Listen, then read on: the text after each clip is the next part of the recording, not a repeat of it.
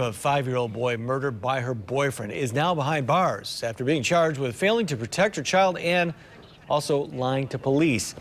Tonight, 24-hour News 8's Bart Dieter spoke to the mother from the Kent County Jail, where she said she's behind bars because she refused to lie about her boyfriend. He brings us her side of the story.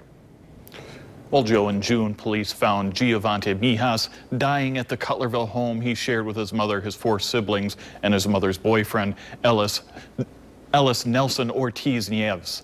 He would be arrested and charged and found guilty of the boy's murder.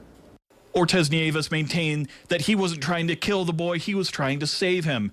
And he kept saying that even as he was being sentenced last month. But testimony showed that the child suffered at least 7 blows to the head. And there was evidence he also had cigarette burns on his body. You are the lowest form of human life that I've been able to observe or see. You are a monster, and quite frankly, you are evil. What you did was sickening and disgusting.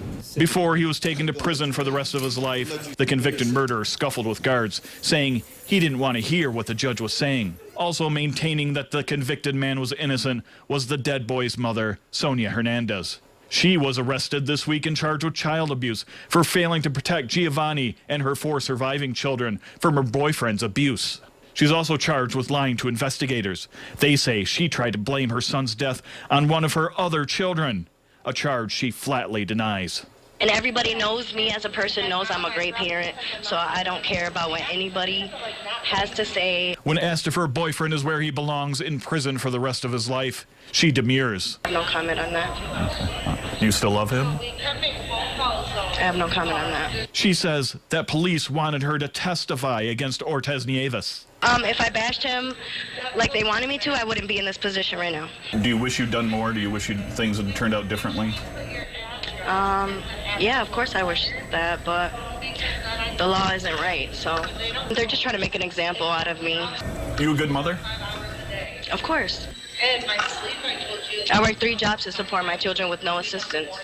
My kids know that I love them, and I'm going to do everything so I can get them back. She said she believes she'll be proven innocent. My family's trying to get me out, and I told them, no, I got to prove my innocence. Now, Hernandez has hearing dates in 2 courtrooms next week. She's held on a $100,000 bond and faces a maximum of life in prison if convicted as charged. In studio, Bart Dieters, 24-hour News 8.